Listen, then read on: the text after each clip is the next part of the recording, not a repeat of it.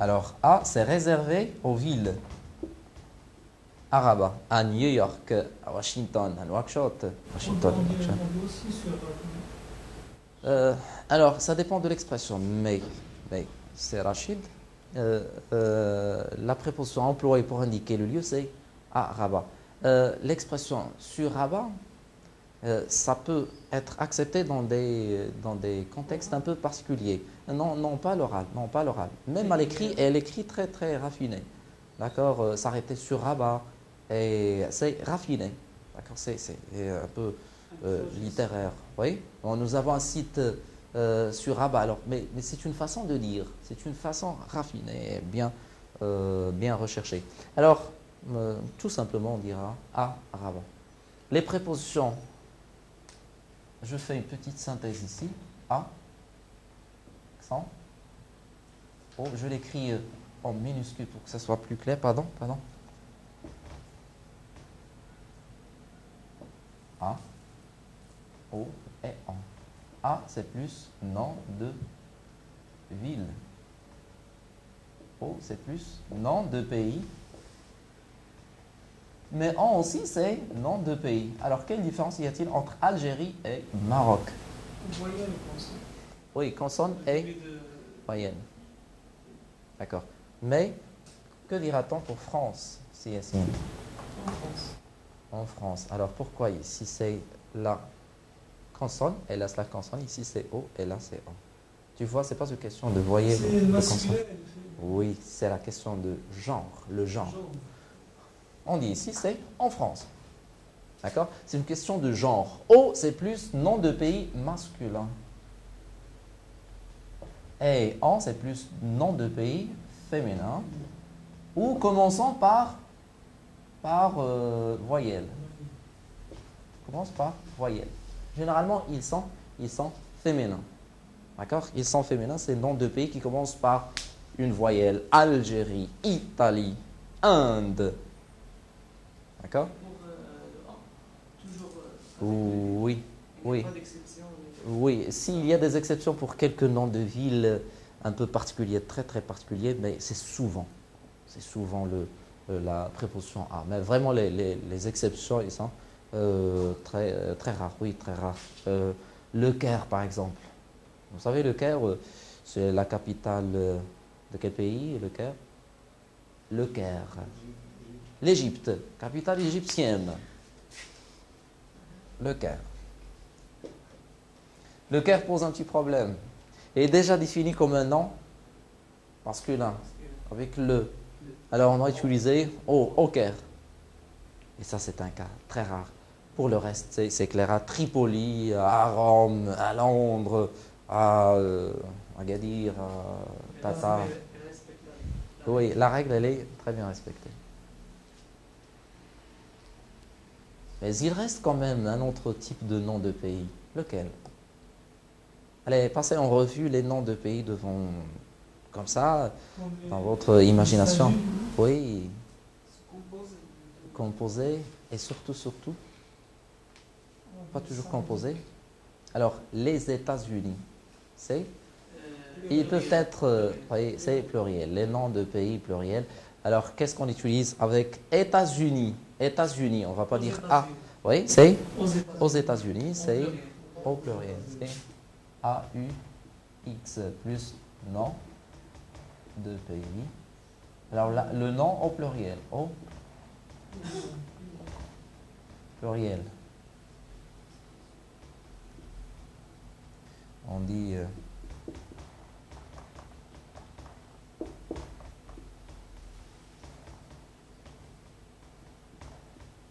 J'ai choisi un autre exemple. Aux Émirats Arabes Unis. Les Émirats Arabes Unis. Aux Philippines. Les Philippines.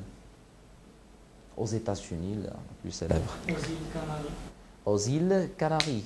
Oui, aux îles Canaries. Alors c'est O, c'est A, O, O et O.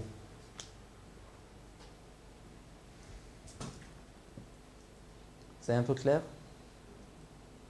Alors, par la force de l'habitude de la lecture et aussi de l'écoute, vous allez bien maîtriser l'emploi de ces prépositions, mais aussi produire de petites phrases comme ça et s'exprimer en utilisant ces mots. Au Maroc. Est-ce qu'il y a des statistiques? Oui, il y a des Pourquoi? statistiques. Il y a des statistiques administratives. Il y a Donne-moi des chiffres. Je veux des chiffres. je pense pas, mais il y a plus de Il faut pas 30%. penser. Il faut venir avec des informations. Alors, messieurs, je vous donnerai la parole pour défendre votre position. S'il vous plaît, laissez-les s'exprimer d'abord. Merci. Plus de 30% des gens qui ne trouvent pas de travail. Il n'y a pas un seuil de. L'autre 70%. Mais s'il vous plaît, s'il vous plaît, s'il vous plaît. S'il vous plaît. Oui, allez-y, allez-y. C'est une bonne question.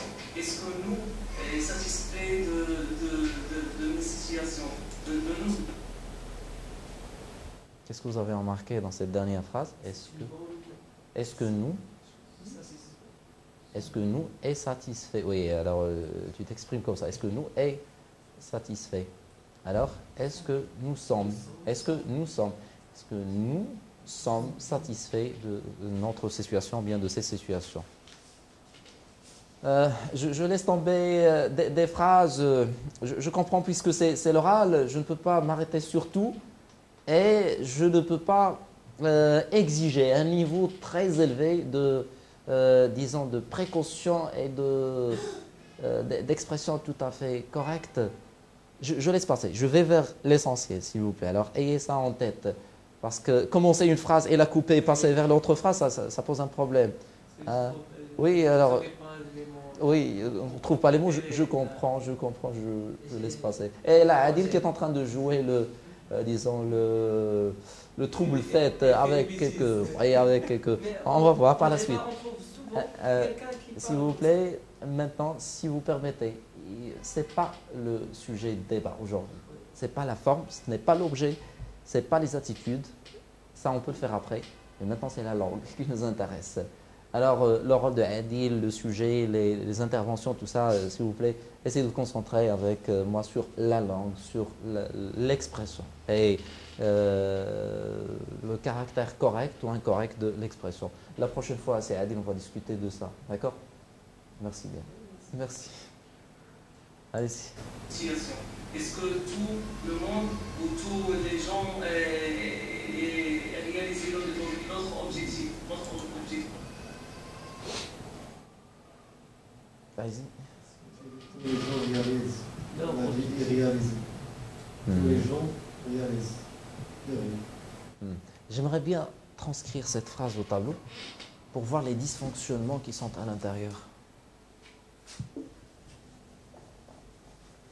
Ça peut prendre combien de secondes cette phrase? Alors c'est 34 minutes 46 3 secondes. Un seuil de. L'autre 70%. Mais s'il vous plaît. Oui, allez-y. C'est une bonne question. Est-ce que nous sommes satisfaits de nos situations?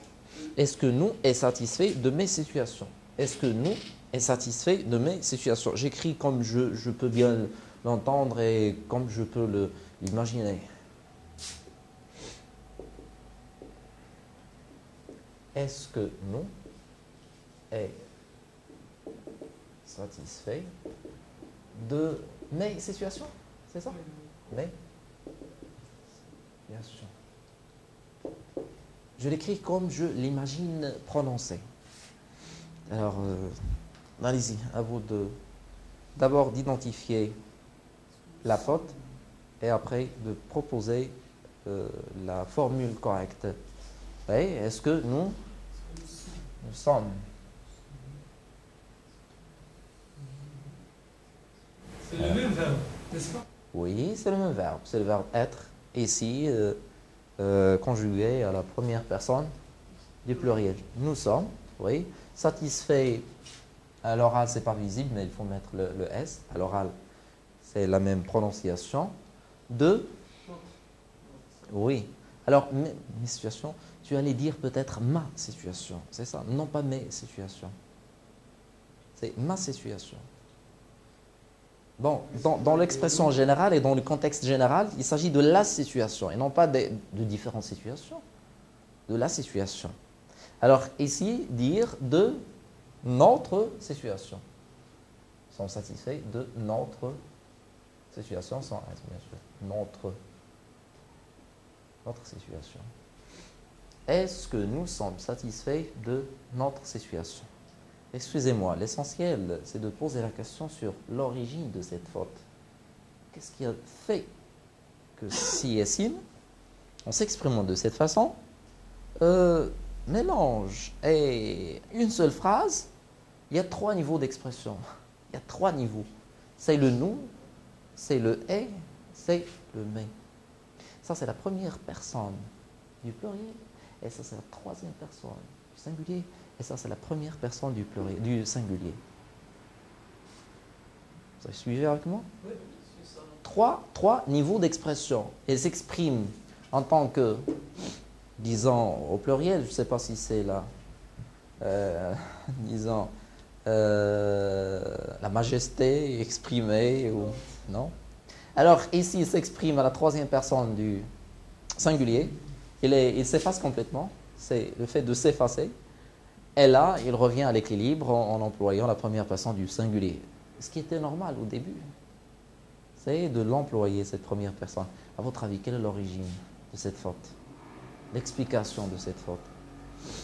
Pour moi, Oui. je pense que Yassine réfléchit en arabe et plus précisément en darija.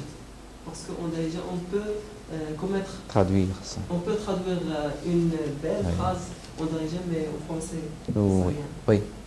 C'est un problème pour moi. Je Oui. pense en arabe et je traduis en français. Oui, Ou même pas. oui. Comme je dis toujours, c'est tout à fait normal. Avec le temps, ça va se corriger et ça va prendre la bonne forme. Disons que ça s'appelle des interférences. L'interférence entre la langue d'origine, la langue de départ, et la langue cible, la langue qu'on cherche à maîtriser. C'est tout à fait normal qu'il y ait des interférences, surtout au début de l'apprentissage, au début de l'expression. En arabe, on ne fait pas beaucoup attention à ces niveaux, surtout en arabe dialectal, darija. En arabe dialectal de tous les jours, c'est le mélange de tous les niveaux, de tous les temps et peut-être de beaucoup de pronoms. L'essentiel, c'est de faire passer le message, c'est une expression orale. Mais là, il faut quand même qu'il y ait un minimum de cohérence. Alors, si on choisit la 1re personne, il faut se limiter à cette 1re personne. Est-ce que je suis satisfait de ma situation? Est-ce que nous sommes satisfaits de notre situation? Est-ce qu'il est satisfait? Est-ce qu'il est satisfait? Oui, est-ce qu'on est satisfait? On emploie le pronom défini en. Est-ce qu'on est satisfait de notre, de la situation, de la situation. Vous savez, il nous reste beaucoup de choses à travailler sur ça, mais c'est enrichissant. Une situation. Est-ce que tout le monde ou tous les gens réalisent notre objectif? Est-ce que tous les gens aient réalisé? En réalisé. Alors c'est un problème de conjugaison du verbe réaliser et il se conjugue très simplement avec l'auxiliaire avoir. Et si tu veux le conjuguer au passé composé, c'est le cas ici, tu vas dire en réalisé. J'ai réalisé, tu as réalisé, elle a réalisé, nous avons réalisé, vous avez réalisé, ils ont réalisé. Est-ce que les gens ont réalisé? Ça, c'est plus de concentration et plus d'attention. Mais si cette attention et cette concentration vous bloquent dans la communication, s'il vous plaît, passez. Dites ce que vous avez en tête. Exprimez-vous librement. Ces petits arrêts et ces leçons que je fais aujourd'hui, ce n'est pas pour vous casser et pour interrompre votre élan de communication et pour vous faire regretter que vous avez parlé. Non. Mais c'est ce que j'allais dire pour Yassine. Merci. Il n'a pas hésité. Il n'a pas beaucoup réfléchi. Il a préféré passer le message que de chercher ses mots. Oui. Et moi, j'ai peur qu'après cette analyse et après ce diagnostic qu'on fait, que quelque chose lui tient à cœur et qu'il peut-être aura la prochaine fois à réfléchir 1000 fois avant de prononcer un seul mot. Non, prononcez 1000 mots et réfléchissez une seule fois.